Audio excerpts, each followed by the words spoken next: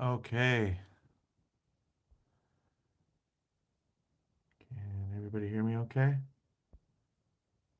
I don't know. I guess there's nobody there yet. Well, here I am.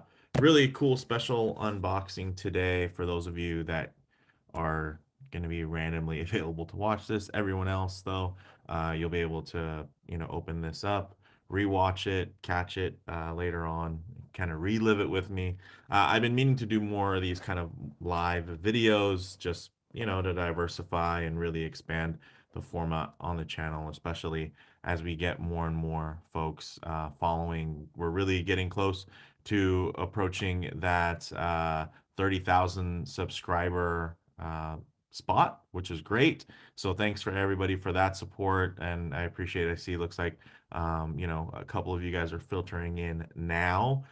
So I did actually purchase this. I'm located in the US, but I was able to purchase this from Sirius Watches, which is a brand that I've actually purchased from over the years, and I will of course follow up with a full review at a later point. But I did want to just basically get down into just the unboxing and some of the just initial thoughts when we open everything up and kind of see what's all in there. So with that said, I see we already have like 13 or so people filtering in. So I'm gonna just do this live. I'm gonna grab my trusty Delica on here. Hey, what's up? Hey, good to have you here, man. Appreciate the support. This will be a fun one. So I already kind of removed the tags from the outside, and if any of you aspiring YouTubers are ever wanting to figure out how to take the stickers off of your boxes, you can just use a hair dryer and warm up the labels and basically just peel them right off, and it'll look like there was never anything there. And this did come, of course, like just to mention again, big shout out because I believe they're already sold out at this point because I did have a pre-order. I got it from SeriousWatches.com. So it looks like there's a pretty cool, check that out, little Alpinist little card in there. That's pretty nice. And then get a little deeper here. Okay, wanted wrist shot, very smart on their part because they know we all love to share our content. Even as look at that, and you can get a discount, which is pretty cool as well. Now we're just starting to get into the good stuff here, guys. Let me just tilt the box so you can kind of see a little bit better. Got some paper here. Oh, okay, let me just make sure. Okay, check this out. Little personalized note here, very nice. Telling me to enjoy my new Alpinist, which I absolutely will. So, very cool, much appreciated. And then within here, within the box, so you can see it's got a lot of protection in there. We've got some paper. Okay. Oh, look at that. All right. Can everybody hear me okay? I sure hope so. Otherwise, this is just such a random few minutes of this video. So this is really nice little extra, layer here. So this is a European exclusive, meaning that it's pretty much only sold in Europe. Thank you, sir. Appreciate that. But some European dealers are willing to ship to the US, and Serious Watches is one of them. And they actually carry quite a few other types of watches as well, not just Seikos, but we love Seikos on the channel. And I think most watch collectors in general have had their love affair with Seiko. And then here's the outer slip. We'll pop that off. So this is a limited edition, so I think it does come in some level of commemorative packaging here. So pretty cool, a little different, kind of on the vertical side here. So we'll pop that out. Okay, look at that. Let's see what else is in this box here. Looks like we get our instructions and warranty information here. Okay, so you get the warranty card, very cool. So this is an authorized dealer, of course, so it's going to be a legitimate warranty, which is nice. You can't always get that. But it is also great since they are a European dealer right now, while the US dollar is quite strong. It's nice to be able to even kind of save some money every once in a while by ordering, internationally. So here's the moment of truth, guys. Let's see it. Whoa, psych. So here's that. Really nice, very cool. I'll kind of keep that in frame just because it's kind of awesome. Let's put that over here. Oh, there you have it, guys. Now we're getting into the good stuff. So let's go ahead and pull out the straps first. So cool thing is this comes with its own deployant. So it's not like you're going to have to fiddle with anything and swap it out. It has a deployant already there for the extra commemorative strap.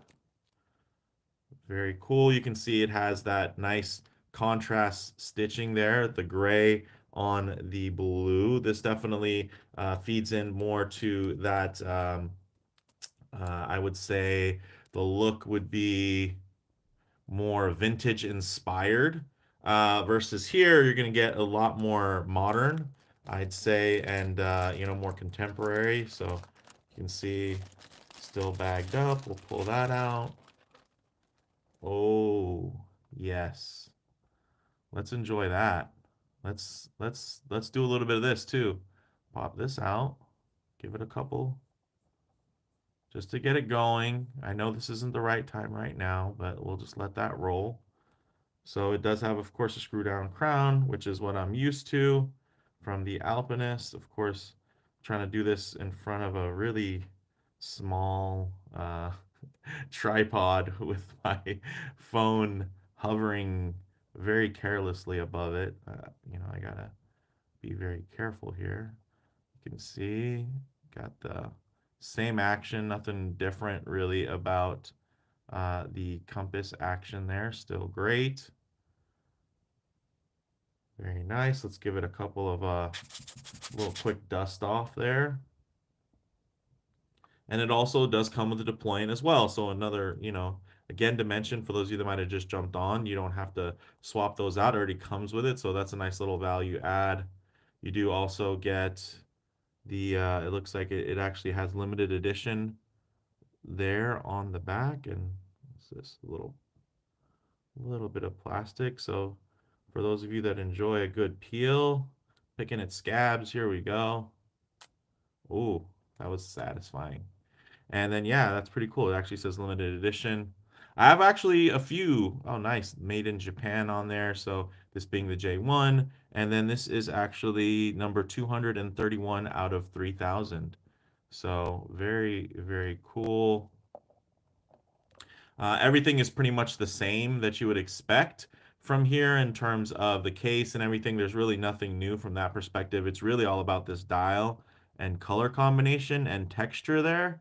I have to say this texturing is fantastic. This is, there's not normally levels to it, right? Like you have Grand Seiko, which is going to have like the really, really deep, really exciting, super fine texturing. And then you're going to have stuff that, within the Presage range or even within the Prospex line where you're getting special editions where you're going to also get some nice texturing as well. But just, it's definitely not, there's levels to it, right? Like some are going to be finer and kind of more exquisite than others. Here, I would say this is definitely on the higher end of what you'll see on a, special edition Prospex or on a Presage model where it's really nice depth in terms of this. It doesn't look like it was just stamped down and then kind of given a nice clear coat. This definitely does look like they took some time to make sure that this was going to be a really cool, very fine layout. And then also you can see really beautifully done with that magnifying the date cyclops there, the date magnifier. I know not everybody loves that, but the fact is it does its job. It's magnifying the date. You can see it's much larger than you would look at if you were to look at it here at this angle. So as long as there's a magnifier and it's doing its job and it's actually making the date bigger, I don't mind it at all. Especially on this type of watch, I think it just adds a lot of character. You already do have, of course, the secondary crown there for the compass action.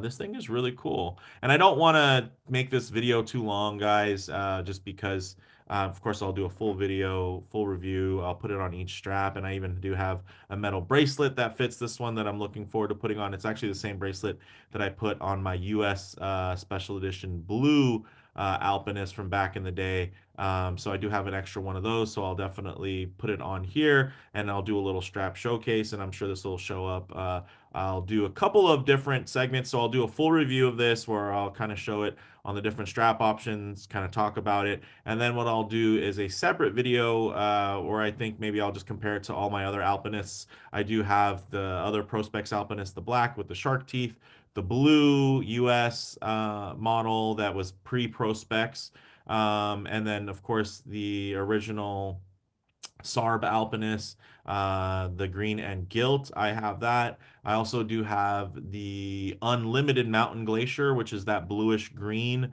dial Alpinist. So I'll compare it to that one as well. And even throw in, we do, what else? What's the other? The Baby Alpinist, which is more of a dedicated field watch style without the compass. And then the Laurel Alpinist. I have the Ginza Laurel Alpinist, which is another Alpinist with a very cool special dial.